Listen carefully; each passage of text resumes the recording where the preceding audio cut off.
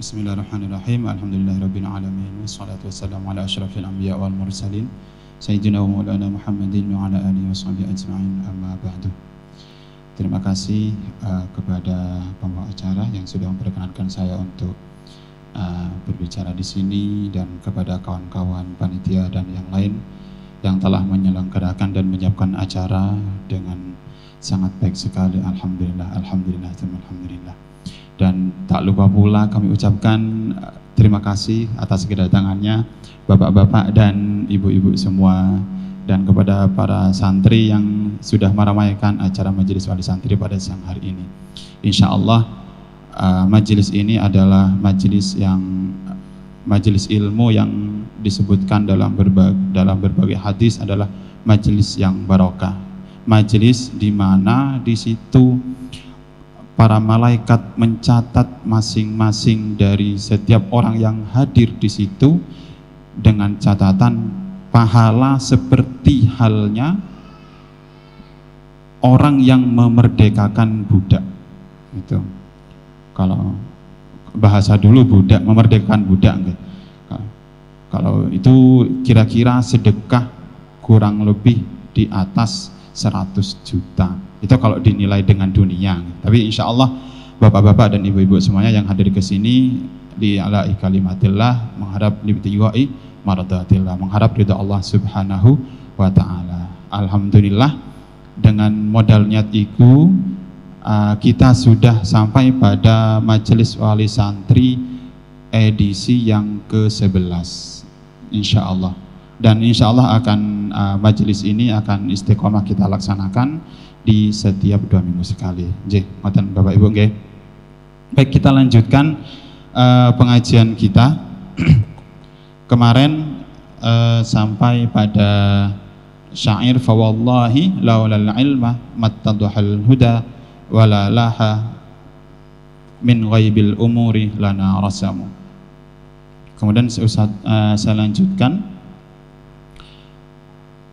wa qala lan ngendikan sapa Ka'bul Ahbar, Ka'b al-Ahbar radhiya mugi paring ridha sapa Allahu Allah anhu saking Ka'b al-Ahbar, law anna lamun sak temene thawaba majlisil ilmi, ganjarane majlisil ulama'i, majelis para ulama, badalin nasi iku katon apa sawab apa ganjaran linnasi kanduwe manungsa tatalu yakti bakal perang sapa nas alaihi ing atase sawab hatta yajruka sampai ninggal kullu di imaratin saben-saben wong kang duwe kepemimpinan imaratahu ing kapemimpinane wa kullu di sukin lan saben-saben wong kang duwe pasar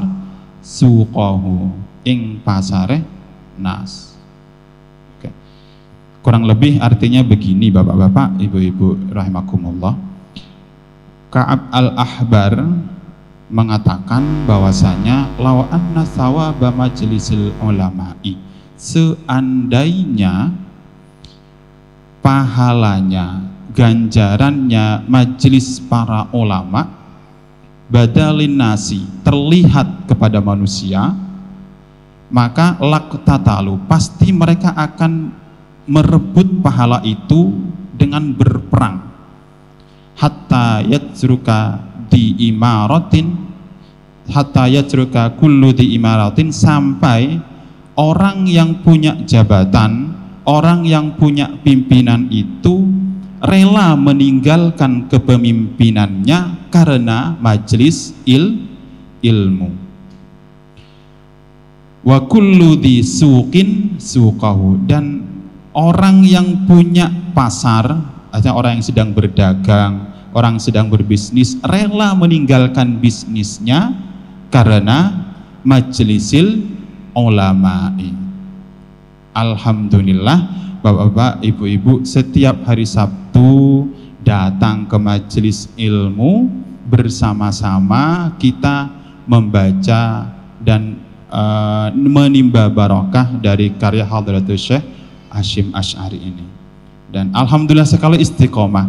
Dan kami mohon maaf juga sebenarnya karena dengan adanya majelis ilmu ini, bapak-bapak dan ibu-ibu, yang bapak-bapak sedikit meluangkan waktunya meninggalkan pekerjaannya, ibu-ibu sedikit meluangkan waktunya meninggalkan pekerjaan rumahnya untuk datang ke majelis ilmu. Insya Allah apa yang dikatakan di dalam asar ini akan menjadi jawaban kita semua. Seandainya pahalanya majelis ilmu ini diperlihatkan kepada manusia, nah, pahalanya majelis ilmu ini diperlihatkan kepada manusia, apa kata Ka'ab al-Ahbar, niscaya yajruka kul tatalu, orang itu akan berebut sampai bunuh-bunuhan untuk menghadiri majelis ilmu, hatta yajruka kullu di imaratin imaratahu, sampai orang yang punya jabatan meninggalkan jabatannya gara-gara majelis ilmu. Nggih, matur nuwun sangat bapak-bapak nggih. Mungkin sedang ada pekerjaan di rumah, sedang ada tugas kantor, sedang ada deadline segala macamnya, masih sudi hadir ke majelis. Dan terima kasih juga untuk ibu-ibu mungkin sedang ada tugas di rumah, rela meninggalkan tugasnya untuk sementara menghadiri majelis ilmu. Kami ucapkan terima kasih sekali. Dan alhamdulillah entah kenapa di setiap pertemuan itu paling ramai itu ibu-ibu. Okay. Mungkin karena kecenderungan, okay. Tapi ada kisah menarik sebenarnya terkait antara hubungan antara ibu dengan anak yang sedang mencari ilmu. Saya jadi ingat kisahnya Sultanul Aulia Syekh Abdul Qadir Al-Jailani. Tadi benar seperti yang disampaikan oleh Ustadz Ipung bahwasanya tugas mendidik anak sebenarnya adalah tugas orang tua. Jadi kami di sini Dewan Asatidz, Dewan Guru, yayasan segala macamnya adalah sebatas membantu. Nah, ngertos Syekh Abdul Qadir Al-Jailani Sultanul Aulia, pemimpin para wali yang sangat terkenal sekali. Insya Allah dalam setiap tawasul itu mesti disebutkan sampai sekarang. Nah, hubungan antara Syekh Abdul Qadir sama ibunya pun seperti itu. Jadi yang dipamiti ketika Syekh Abdul Qadir Al-Jailani akan berangkat menuntut ilmu, niku ternyata ibunya. Ini entah mungkin sudah alamiah ya dari dulu hubungan antara anak yang akan berangkat mencari ilmu dengan ibunya. Jadi Syekh Abdul Qadir Al-Jailani ketika akan pergi menuntut ilmu ke Baghdad, itu pamitnya sama ibunya. Dan Syekh Abdul Qadir Al-Jailani pamit ke ibunya itu kenapa? Karena memang sejak kecil yang mendidik Syekh Abdul Qadir adalah si ibu yang bernama Sayyidah Fatimah itu. Jadi setelah Syekh Abdul Qadir Al-Jailani menyelesaikan tafsirnya, menyelesaikan ilmu hadisnya, menyelesaikan fikih, usul fikihnya, menyelesaikan akidahnya, dirasa sudah cukup untuk belajar di rumah. Syekh Abdul Qadir Jailani ingin menuntut ilmu di Baghdad, berangkat dari Jilan ke Baghdad. Nah, yang Syekh Abdul Qadir Jailani minta restu terakhir niku ibunya. Jadi saking dekatnya Syekh Abdul Qadir Jailani dengan ibunya. Dan ini sepertinya juga menjadi kecenderungan kita semua. Biasanya al-um hiyah al-madrasah al-ula. Ibu adalah sekolah yang pertama. Makanya dalam hal pendidikan semuanya mesti itu nanti ikut ibu. Dan alhamdulillah juga di majelis ini yang ramai adalah ibu-ibu. Matur nuwun nggih. Dan bapak-bapak nggak usah merasa kalah ya, karena tetap ini ridhonya al-jannah surga itu tetap tergantung ridho suami. Ya, surganya para istri niku tergantung ridhonya para suami. Sedangkan misalkan ada istilah al-jannatu tahta aqdamil ummahati, ada hadis kan surga Al-jannatu, surga itu terletak di bawah telapak kaki ibu. Itu bagi para anak-anak. Oke. Jadi anak-anak minta restu orang tua, terutama ibu.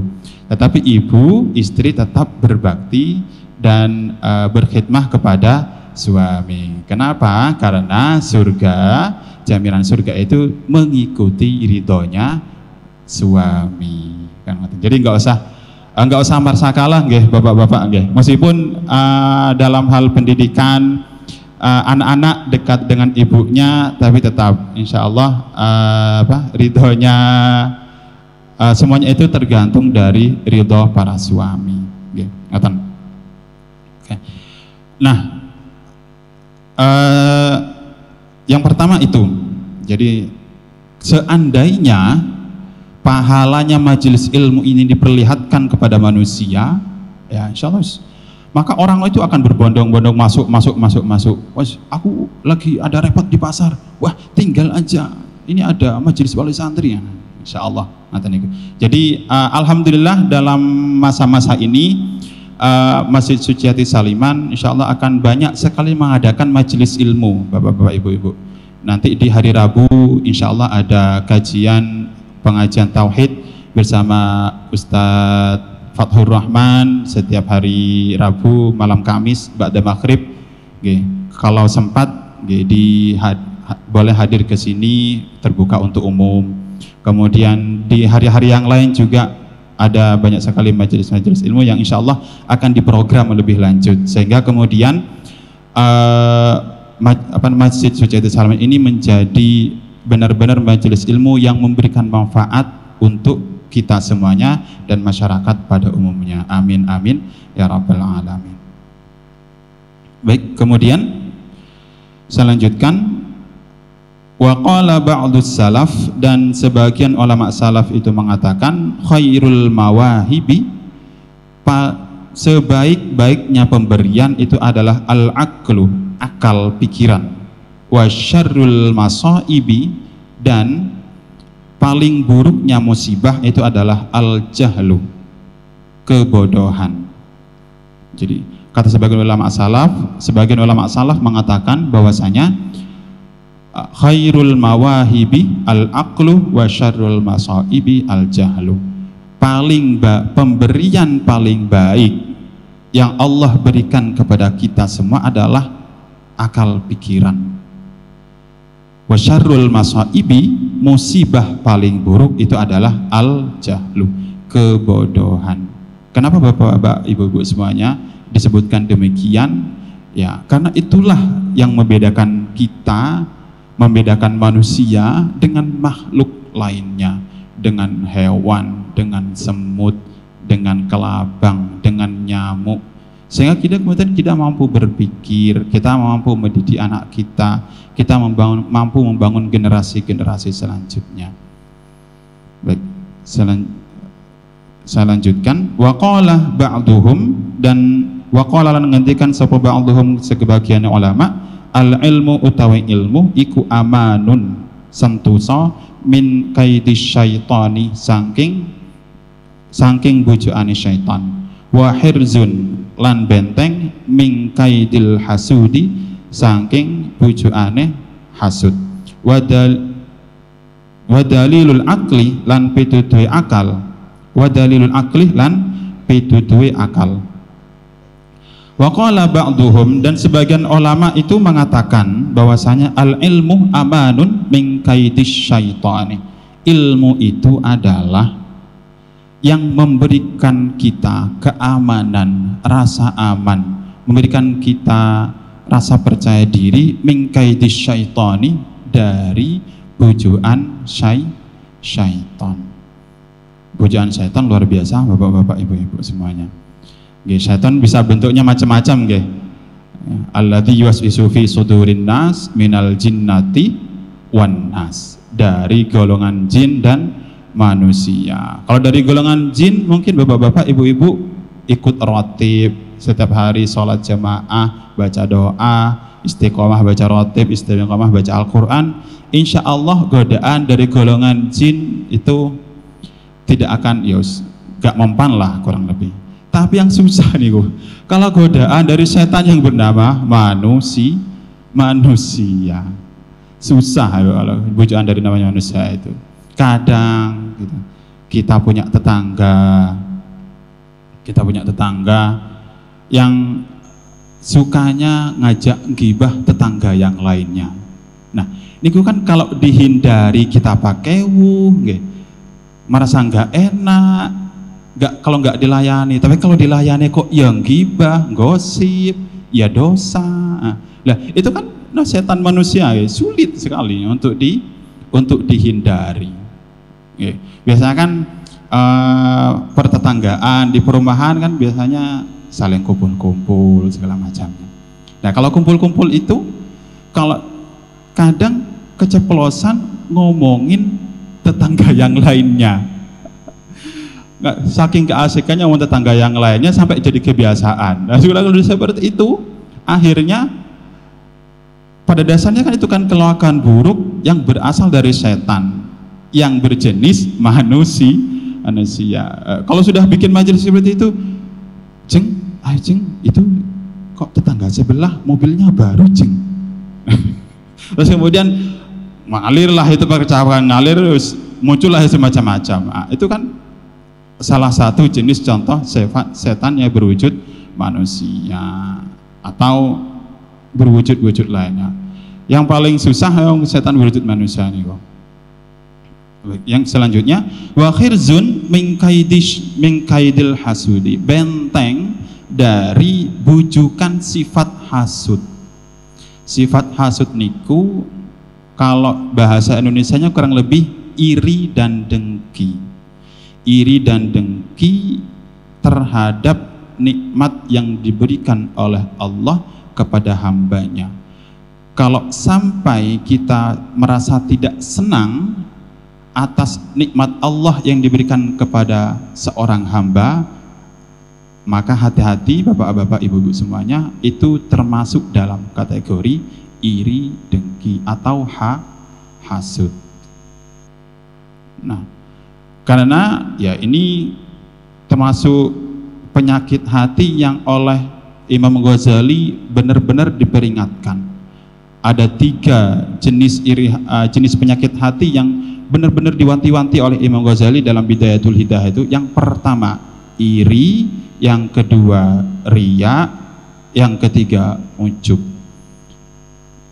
Hasud, iri dengki, riya pamer, ujub membanggakan diri.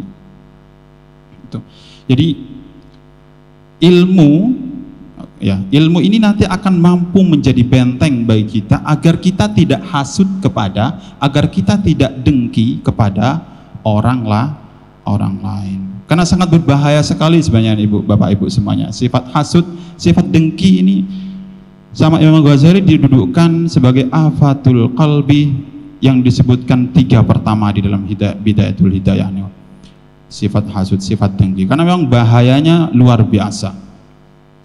Dulu Kanjeng Nabi sulit berdakwah kepada kaum kafir Quraisy itu juga gara-gara sifat hasudnya orang-orang Quraisy Mekah dan sifat hasudnya orang-orang Nasrani dan Yahudi di Madinah. Jadi ketika Kanjeng Nabi, ini sedikit mereview pelajaran tarikhnya Ustazah Esta kayaknya. Ya. Jadi ketika dulu Kanjeng Nabi dakwah kan itu banyak sekali pertentangan. Itu bukan gara-gara ajarannya Kanjeng Nabi salah, bukan karena apa yang disampaikan Kanjeng Nabi itu tidak sesuai dengan ajaran Allah Subhanahu wa Ta'ala, tetapi itu gara-gara orang-orang kafir Quraisy itu hasud kepada Kanjeng Nabi. Masa sih orang seperti ini bukan orang kaya, ya biasa saja, kok tiba-tiba ngaku Nabi? Seharusnya kan Nabi itu berasal dari golongan yang terhormat, orang-orang Bani Umayyah, orang-orang para bangsawan. Tapi kan karena Kanjeng Nabi berasal dari golongan ya sejak kecil yatim, ya kemudian dirawat oleh paman dan oleh kakek dan pamannya, dan tidak tidak hartanya masih kalah jauh dengan para golongan bangsawan di kalangan kafir Quraisy. Akhirnya ketika Kanjeng Nabi menyampaikan dakwah, ada sebagian besar orang kafir Quraisy bukan tidak menerima gara-gara ajarannya salah, tetapi tidak menerima gara-gara ya sifat dengki itu. Apa sih Muhammad ngapain ngomong kayak gitu, berani-beraninya gitu. Itu. Kemudian atau dalam sebuah hadis yang lain, iyyakum wal hasad fa innal hasad ta'kulun khaira kama ta'kulun naru al hatobah. Pesan Kanjeng Nabi, umatku ingat, jauhilah sifat dengki, karena sifat dengki itu memakan kebaikan, memakan pahala seperti halnya api memakan kayu bakar. Saking bahayanya sifat dengki. Semoga kita semua dijauhkan semuanya dari sifat dengki, sifat iri, dengki, hasud, riya dan segala macamnya. Karena ini nanti sifat hasud ini dalam ruang lingkup sosial, bermasyarakat, bertetangga ini luar biasa nanti dampaknya. Ada tetangga kita baru dapat atau habis dapat ketiban rezeki mobil baru. Kira-kira sifat umum manusia itu kan ya mengucapkan selamat, mengucapkan ikut senang. Saya kapan-kapan lah aku tak nunut Pak, kapan-kapan kita ziarah bareng ke Bangkalan ya. Itu kalau kita punya hati yang bersih, kita punya hati yang legawa. Tetapi kan kalau orang sudah dikuasai sifat hasud, ketika tetangganya beli mobil baru, kinyis-kinyis dari buka kardus dari dealer. Kalau orang dia punya penyakit hati iri dengki itu, mesti bikin isu.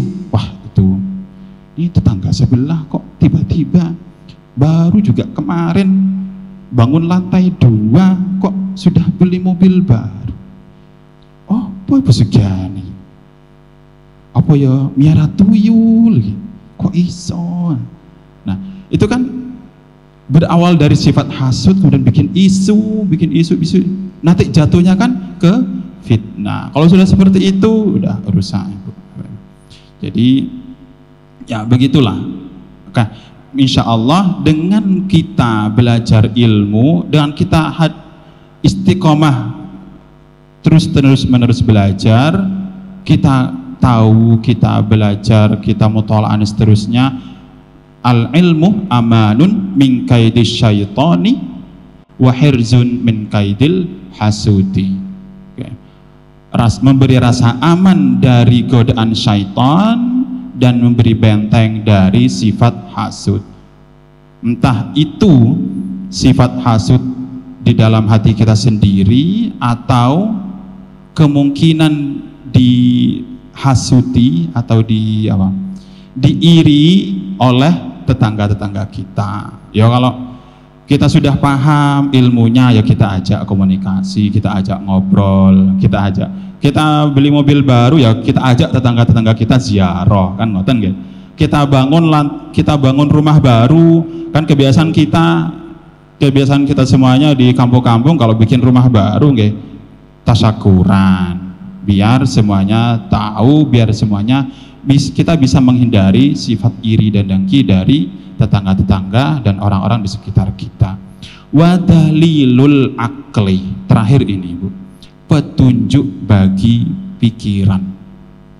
Oke, seperti tadi sudah disebutkan di awal, khairul mawahibi al-aqlu, karunia terbesar yang dikurniakan oleh Allah kepada kita sebagai manusia adalah akal.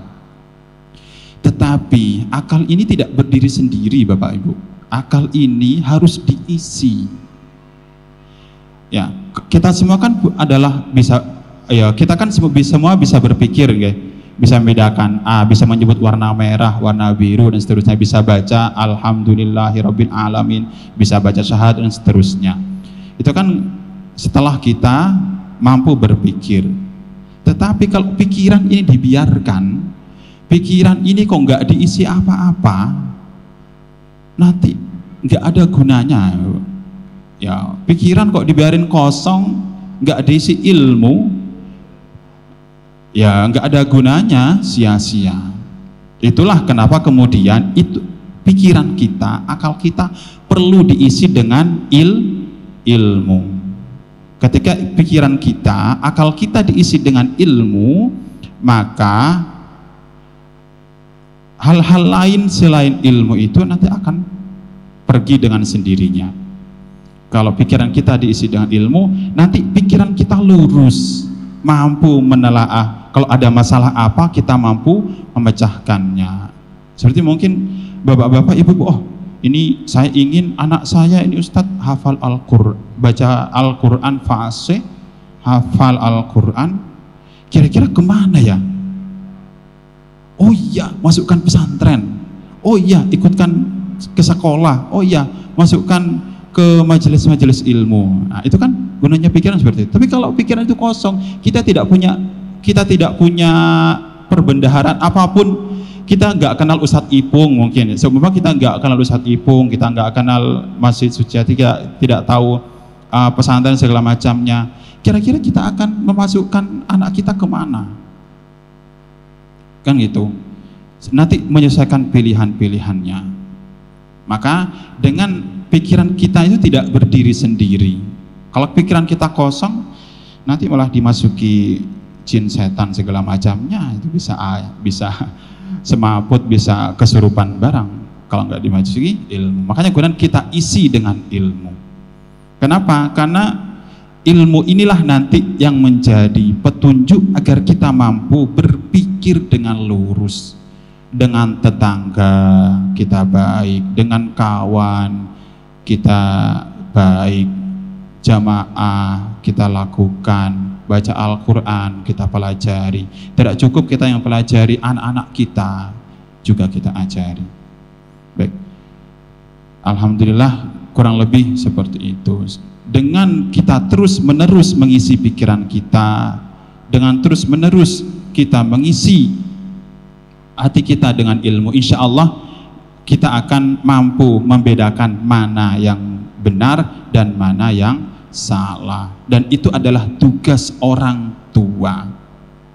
Itulah kenapa kita ada majelis wali santri.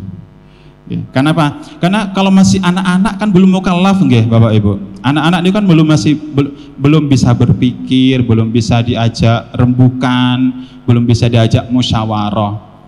Maka yang harus lurus dulu ini sebenarnya adalah orang tua. Jadi orang tua dulu lurus jalan berpikirnya, akhlaknya dan seterusnya, nanti anak akan ikut. Karena nanti meskipun kami di madrasah Ustadz Mukhlis setiap hari memberikan hadis al-jannatu tahta aqdamil ummahati alaikum bil qadbi, apa lagi Ustadz Mukhlis, hubbul watan minal iman segala macamnya. Meskipun setiap hari kita memberikan ilmu kepada para santri, tetapi yang dilihat oleh para santri itu tetap satu, Ibu, orang-orang tuanya. Kita sebagai dewan guru di madrasah dan bapak dan ibu semua sebagai sekolah yang ada di rumah. Karena kita nggak bisa memaksakan ngajak berpikir anak-anak langsung lurus ngoten, ya nggak bisa. Dalam keseharian mesti yang dilihat oleh anak-anak kita adalah orang-orang yang lebih tua. Maka secanggih apapun pendidikannya nanti di madrasah, sebaik apapun, semuanya pada akhirnya adalah kembali kepada bapak ibu semuanya. Itulah kenapa kita terus menerus berusaha bagaimana caranya agar pendidikan kita di madrasah diniyah takmiliyah Masjid Suciati Salimat ini bisa berjalan secara integral.